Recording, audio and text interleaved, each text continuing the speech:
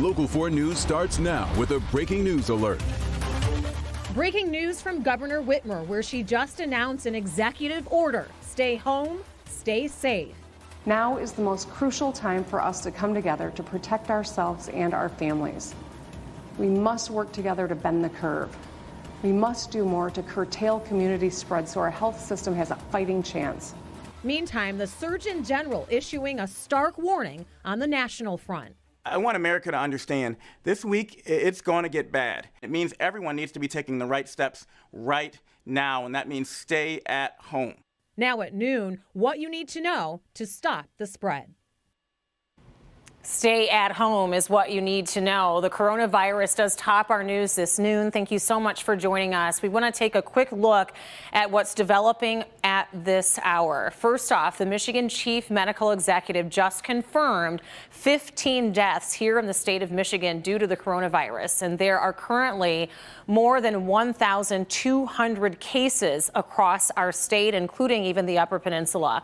According to the governor, if this trajectory of the COVID-19 virus continues unchecked, 70% of Michigan's nearly 10 million residents could become infected. That was her worst case scenario and what she is trying to prepare for by urging everyone to stay home in this executive order. What it all means, 1 million people could be hospitalized in a system that has only the capacity for 25,000 acute care beds. This is why Governor Whitmer just issued this brand new executive order. Rod Maloney joins us now live with the breakdown of what this stay home, stay safe means. Who should stay home? Who should still go to work, Rod?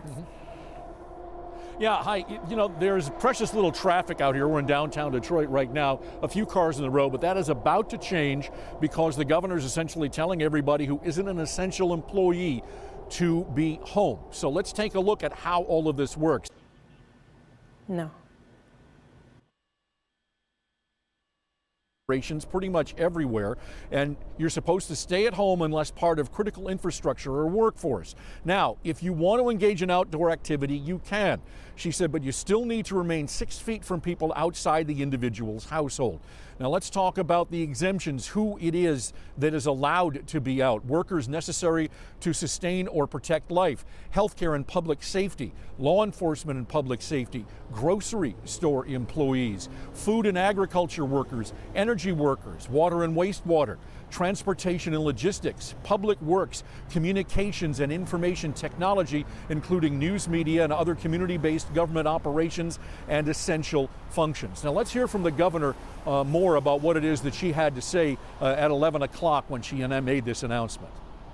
We are doing this because it is absolutely necessary to protect the health of our people. The goal here is simple: stay home, stay safe, save lives. This will be temporary. This intervention is important to buy time so we can create surge capacity in our hospitals, so we can ramp up testing and develop therapeutic drugs that may lower hospitalization and fatality rates. Now, there are maybe some questions about when and where and how you can travel, and this is what the governor's office is saying. If you want to travel, you can do so to return to a home or place of residence from outside the state. You can travel to leave this state for a home or a residence elsewhere. You can travel between two residences in the state, and as required by law enforcement or a court order, including the transportation of children pursuant to a custody agreement.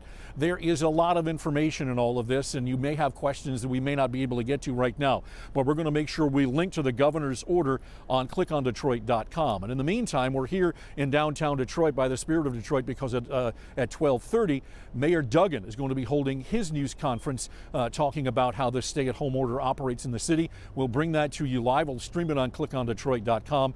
And so as soon as we wrap up here, we're going to be headed upstairs. Reporting live downtown, Rod Maloney, Local 4. All right, Rod, thank you. The governor also expressing it's not a time to panic. It's not a time to hoard, that she has reviewed the entire system of how our food is sourced, and there is no need to be concerned about that. In addition to that, President Trump is issuing a video message today regarding the coronavirus pandemic. Take a listen. You've heard it 1,000 times. Wash your hands, good hygiene, all of that.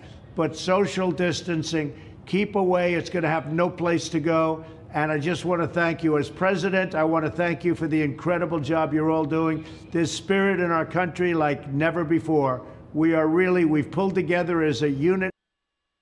That social distance, a physical distance of at least 6 feet from other people around you. The president is also deploying the National Guard to help fight the coronavirus in the state of New York, California, and Washington. But healthcare workers are warning of an unfolding medical crisis and are begging for more of this personal protective gear in order to treat patients that are infected. Meantime, the mayor of New York also issuing a dire warning regarding the need for medical supplies. If we don't get ventilators this week, we are going to start losing lives we could have saved. I can't be blunter than that. NBC's Gabe Gutierrez is outside of a hospital in Brooklyn, New York. A look at why the mayor of New York City believes that things can get worse, with damage accelerated by shortages of key medical supplies. Doctors and nurses coast to coast tell us the situation is critical. In some areas like surgical masks, we're virtually down to zero. Despite government promises, they're desperate for protective gear and say time is running out. We're about 10 days away from our public health system not being able to support coronavirus patients sufficiently for lack of equipment and supplies. In New York, Governor Andrew Cuomo is asking hospitals to expand their capacity by 50%. The state is turning 4 sites, including the massive Javits Convention Center in Manhattan, into temporary medical facilities to deal with the expected surge of new patients. Governor Cuomo is also calling on the federal government to use the Defense Production Act to order companies to make more ventilators and masks. Right now, he says there's rampant price gouging. There are masks that we were paying 85 cents for. We're now paying $7. Why? Because I'm competing against every other state and in some cases against other countries around the world. On the front lines, healthcare workers say they're in dire need. We just did another national survey of our nurses as of March 20th. 55% still say they don't have access to N95 respirators on their unit. There's a fear of contagion. They're doing their best to protect themselves, but this virus is crazy contagious. Dr. Michael Sack from Alabama is among those who have already tested positive for COVID-19. There's a fear of being overwhelmed.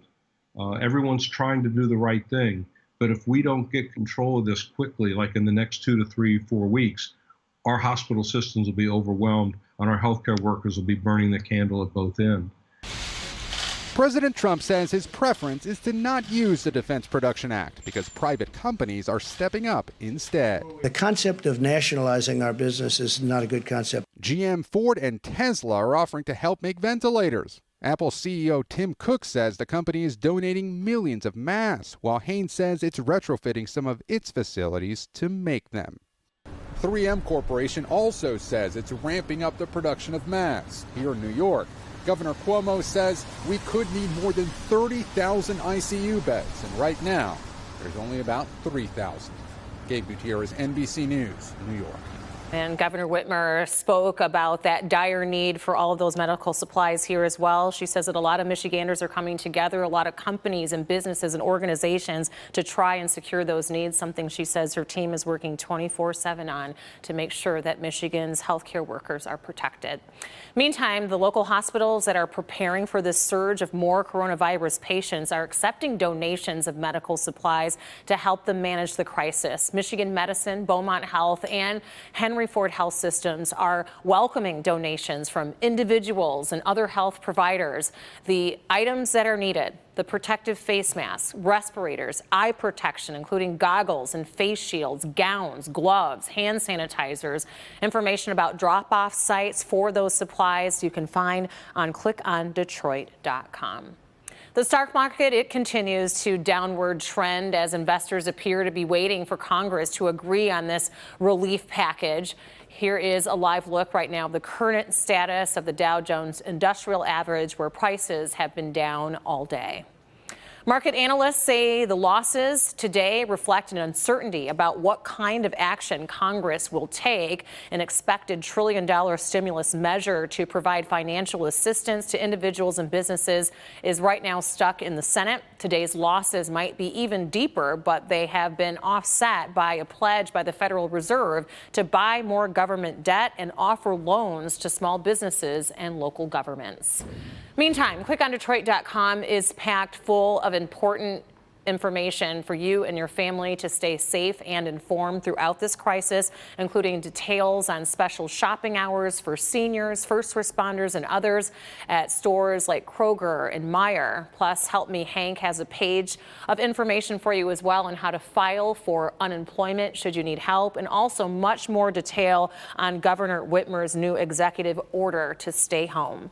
Let's get over to Andrew. He's here in the studio for us because we had this coating of snow all over Metro Detroit this morning. That's right, Rhonda, and thank goodness it was just a coating. We were talking about earlier this weekend, and we chatted about last night. The snow and some rain that was around earlier this morning and since last night is now leaving the area. The last few snowflakes are up here in the Port Huron area, but accumulations have been light, up to about 2 inches at the most in many areas. And it continues to pull away, and we're looking at cloudy skies between 1.5 inches over in Romulus to nearly 2 inches over in Flint.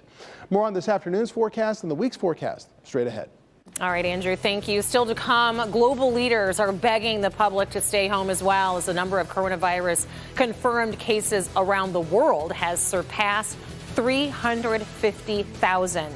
And after the break, we take a closer look at the global impact of this troubling pandemic. Stay with us.